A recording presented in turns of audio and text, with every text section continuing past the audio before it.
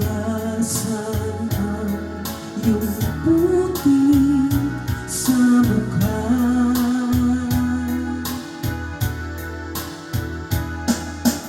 Kung ano ang di mo gusto, huwag gawin sa iba.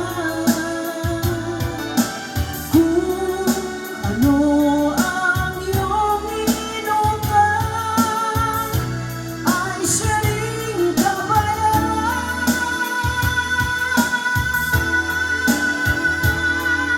Sa mundo ang buhay ay mayroong hangganan, dahil tayo ay lupa lamang.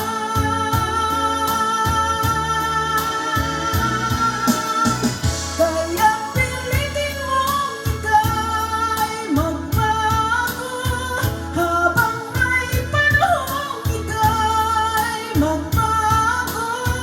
Pagmamahal sa kapwa ay isipin mo.